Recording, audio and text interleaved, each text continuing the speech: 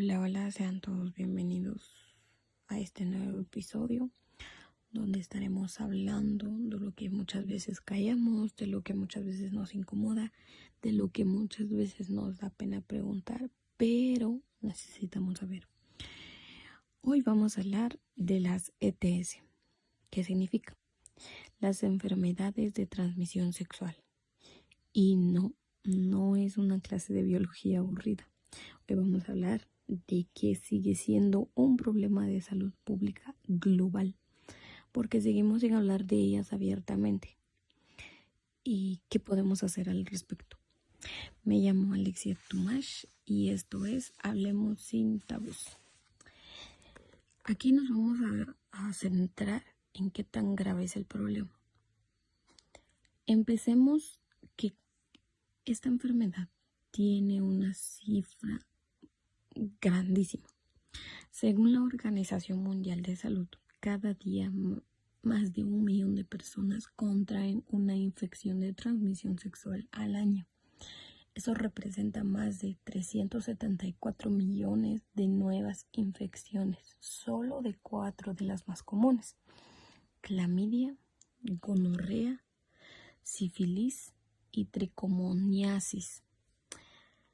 Y hablamos de las enfermedades que en muchos casos no tienen síntomas visibles, que se transmiten sin que la persona lo sepa y que sin que se traten a tiempo, la verdad, pueden tener consecuencias serias como infertilidad, complicaciones del embarazo, mayor vulnerabilidad al VIH e incluso algunos tipos de cáncer relacionados con el VPH. ¿Por qué entonces seguimos sin hablar de esto con la misma naturalidad que hablamos de la diabetes o de la depresión emocional o la presión arterial? La respuesta, amigos, tiene nombre: estigma, cultura y silencio. Aquí nos vamos a entrar en desafíos sociales, barreras sociales y culturales. Les puedo dar un ejemplo. Hablemos del elefante en la habitación. La sociedad nos enseña desde muy pequeños que hablar de la sexualidad es sucio, pecaminoso, inapropiado. Y muchas veces en casa, por las mamás, cuando uno quiere hablar de ese tema, es como que no hables de eso, que por qué estás pensando en eso, que eso no está bien, o qué pretendes hacer. Esas son las respuestas de algunas mamás que cuando se les pregunta eso. Esta idea profundamente arraigada tiene consecuencias reales y medibles en la salud pública. También la falta de educación integral sexual está directamente relacionada con tasas más altas de ETS en adolescentes y jóvenes adultos. Y no porque los jóvenes sean irresponsables, sino porque nadie les enseña o les da esa información correcta. En América Latina hay varios factores culturales, como el machismo, el marianismo, la homofobia institucional, crean barreras específicas. Los hombres tienen sexo con hombres, las personas trans y las trabajadoras sexuales enfrentan discriminación incluso dentro del sistema de la salud, y que los aleja de la atención y la prevención. Y esto es lo que sufren, así que sufren estas personas que trabajan, que son explotadas sexualmente, que simplemente no tienen otra salida, sino que ahí sí que están expuestas a las enfermedades de transmisión sexual. Y aquí nos vamos a centrar en algo. Según la UNAIDS, las poblaciones clave representan más del 50% de las nuevas infecciones por VIH a nivel mundial.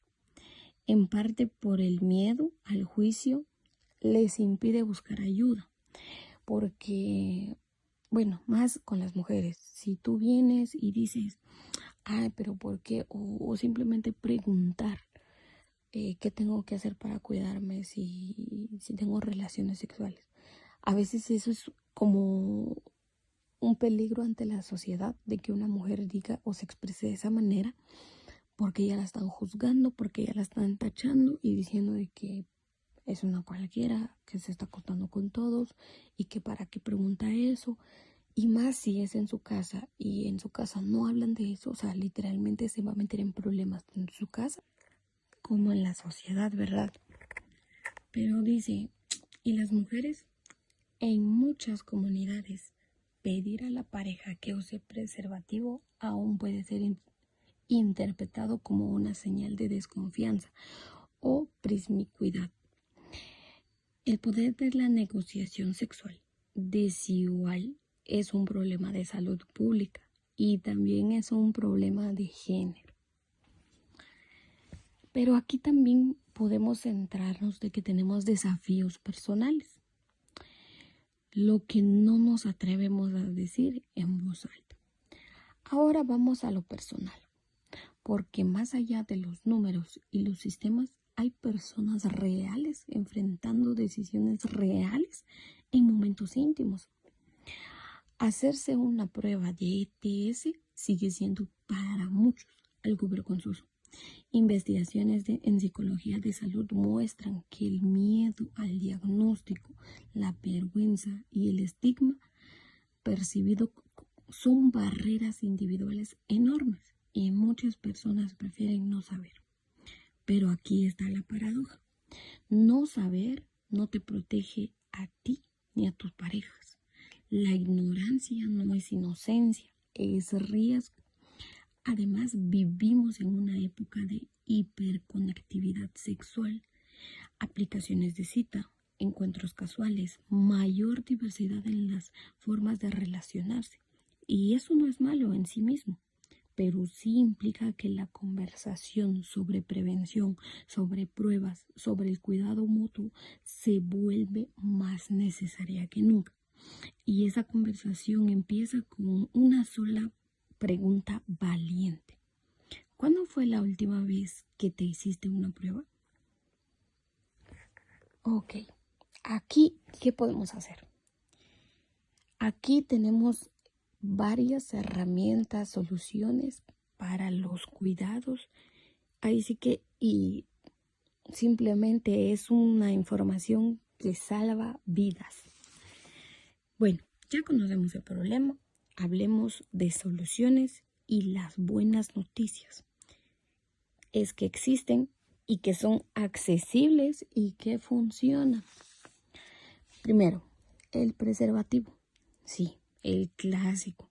Sigue siendo el método más efectivo para reducir el riesgo de transmisión de la mayoría de las ETS, incluyendo el VIH, la gonorrea, la clamidia y la sífilis.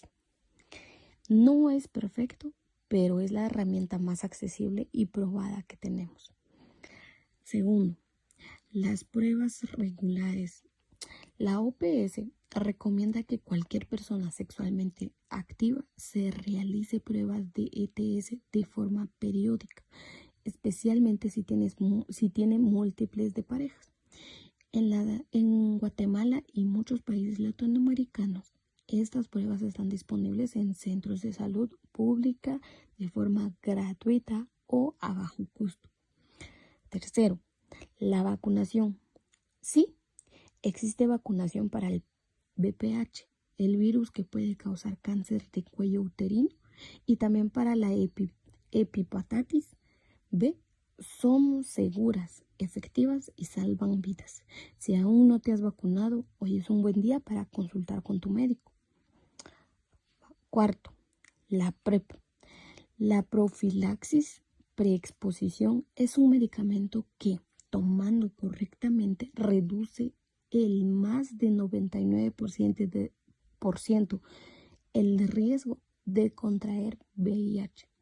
Es una revolución médica que todavía no a todos les llega, pero que vale la pena conocer y exigir. Y por último, lo más poderoso de todo, hablar. Hablar con tu pareja, con tu médico, con tus amigos, romper el silencio no es debilidad, es cuidado. Pero antes de terminar y cerrar este capítulo, quiero decirte algo importante. No hay nada más de qué avergonzarse en informarse, en cuidarse, en hacerse una prueba. Tener una ETS no te hace mala persona, no te define, no es un castigo. Lo que sí puede marcar la diferencia es el acceso a información oportuna y a atención médica sin juicio. Mereces una salud sexual plena y eso empieza por hablarlo. Gracias por acompañarme en este episodio de Hablemos sin tabús. Nos vemos hasta la próxima.